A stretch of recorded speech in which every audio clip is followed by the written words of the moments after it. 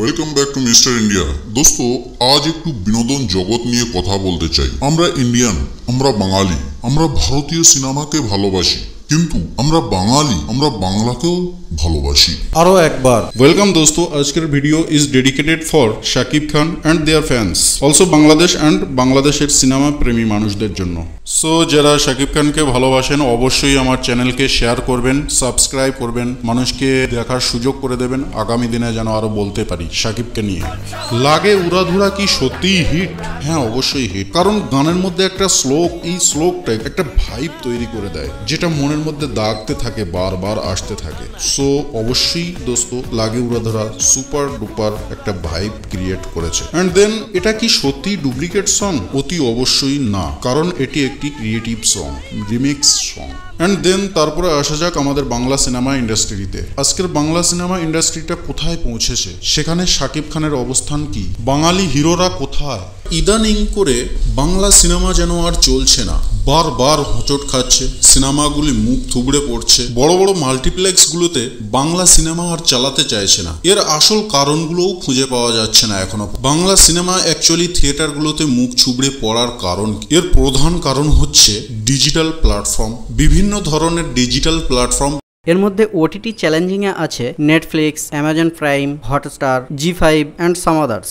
দ্বিতীয়ত কারণ হচ্ছে আগের মতো গল্পের মধ্যে আর রসায়ন নেই। তৃতীয়ত কথা হচ্ছে আমাদের বাংলা সিনেমা ডুপ্লিকেট বানায় ডাইরেক্টর, এদের নিজেদের লেখার সাধ্য নেই। তবুও আগের সিনেমাগুলোও ডুপ্লিকেট হলেও থিয়েটার টানতো, মানুষ দেখতো, দর্শক প্রিয়তা লাভ করতো। বাট এখন আর দেখতে চাইছে না মানুষ। সময়ের সঙ্গে সঙ্গে মানুষের মানসিকতা, রুচি, দেখা সবকিছু, মানুষের একটা লজিক্যাল দিক চেঞ্জ হয়ে যাচ্ছে। আর তার মধ্যে সব থেকে বড় কথা হচ্ছে মানুষের সময়। মানুষ আর টাইম স্পেন্ড করতে চাইছে না, ফালতু টাইম স্পেন্ড করার মতো সঠিক গল্প চাই ডাইরেক্টরদের। আর এই গল্পেতে যেন মানুষের মনটা ডুবে থাকে, তবেই টাইম স্পেন্ড করতে ভালো লাগে। এখন মানুষের হাতে অতটা সময় নেই। যতটা শর্ট ভিডিও হয়, এখন শর্টগুলোতে মিলিয়ন মিলিয়ন ভিউজ আসছে, ইউটিউব বা আদার্স যে কোনো প্ল্যাটফর্মে বলেন না কেন আপনি। তো সেই চেঞ্জের সাথে সাথে ডাইরেক্টররা নূতন রসায়নের গল্প লিখতে পারছে না, নূতন কেমিস্ট্রি তৈরি করতে পারছে না, নায়কদের স্টারডাম হারিয়ে ফেলেছে। কিন্তু একটা সময় ছিল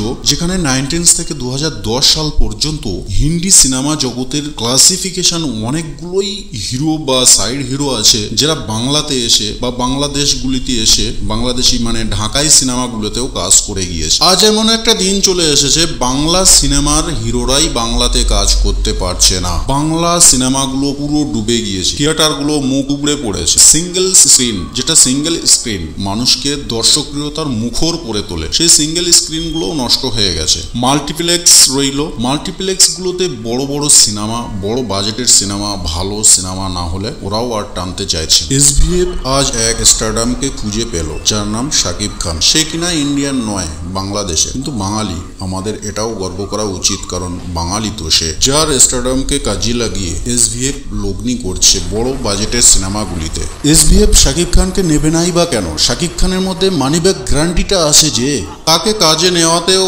অনেকে খুশি না, কারণ আজ বাংলার হিরোদের মধ্যে সেই স্টারডামটা নেই যেটা কিনা শাকিব খানের মধ্যে আছে, কারণ সে যেহেতু ওপার বাংলার শাহরুখ খান বলা হয়। একটা সময় ছিল যখন আমরা ছোট ছিলাম, শাকিব খানের সিনেমা আমাদের এখানে চলতো, বাট তখন বাংলাদেশের সিনেমাগুলোতে ছিল কিনা মুভিগুলো অনেক, ছবিগুলো ক্লিয়ার না, ঝিরঝিরে টাইপের, ঘোলা, যার জন্য আমার কজিনরা বাংলাদেশের সিনেমা প্রায়ই দেখতো হলে গিয়ে, বাট আমাদেরকে রিকোয়েস্ট করতো, আমরা যেতাম না, বিভিন্ন রকম কারণ দেখাতাম। এখন তাদের সিনেমাগুলো অনেকটাই সফলতা লাভ করছে, ক্যামেরা তারা চেঞ্জ করেছে, ভালো করেছে, এবং যৌথ প্রযোজনায় আমাদের বাংলার সঙ্গে কাজ করেও তারা অনেকটা গ্রো আপ হয়ে উঠেছে। এবং সেই সঙ্গে সঙ্গে শাকিব খানকে নিয়ে যে কাজ করা জয়েন্ট ভেঞ্চারে, তার মধ্যে একটা প্রবণতা সৃষ্টি হয়।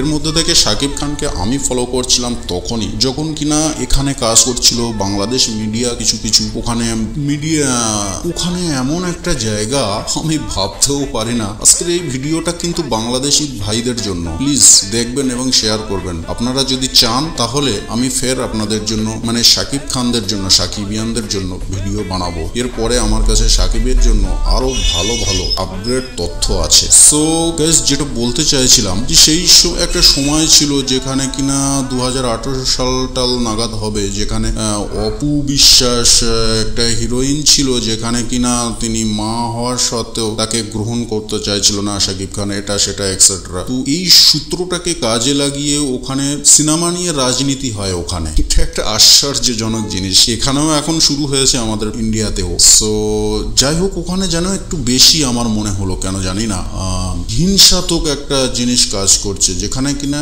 যৌথ প্রযোজনার কাজ করতে দেওয়া যাবে না, এটা সেটা ওঠা। আরে ভাই, যৌথ প্রযোজনার কাজ বহুদিন ধরেই চলে আসে, অন্যান্য দেশে তো বহু আগেই। আমাদের এখানে এখন 5G, তারা 10th জেনারেশনে চলছে। থাইল্যান্ড, ইন্দোনেশিয়া, কোরিয়া, এগুলো সব হলিউডের সঙ্গে জয়েন্ট ভেঞ্চারে বহু ফিল্ম তৈরি করেছে, যেগুলো ব্যবসা সফল সিনেমা, যেগুলো তাদের কালচারকে ওয়ার্ল্ডে তুলে ধরেছে। তারা তাদেরকে গণমাধ্যমে দেখিয়েছে, ওয়ার্ল্ডে পপুলারিটি হয়েছে, বিভিন্ন রকম ভাবে তারা ওয়ার্ল্ডে বিখ্যাত হওয়ার চেষ্টা করেছে। সেসব সিনেমাগুলোও আমরা দেখে থাকি। বাট বাংলাদেশের শাকিব খান যখন এখানে কাজ করলো, তখন তাদের মধ্যে একটা হিংসা প্রবণতার সৃষ্টি হলো। যাই হোক, সেসব দিনগুলো থেকে বেরিয়ে এসছে। আজ যে গানটা দেখাচ্ছিলাম, এই গানটা নিয়েও আবার ওদের মধ্যে ডুপ্লিকেট বা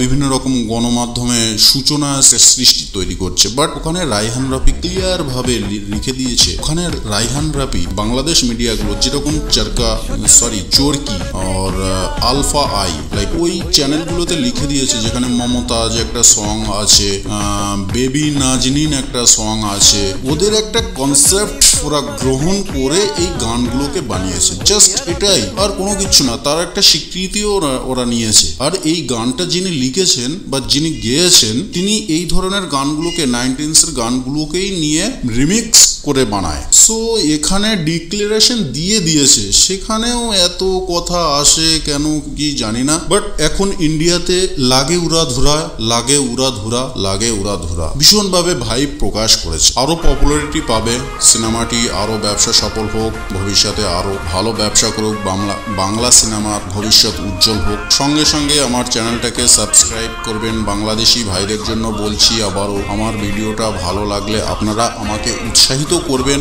এবং আমি যেন ভবিষ্যতে শাকিব খানকে নিয়ে আরো তথ্য প্রকাশ করতে পারি, সেই সুযোগ যদি আপনারা দেন আমি অবশ্যই দেবো, আপনারা কমেন্ট করবেন।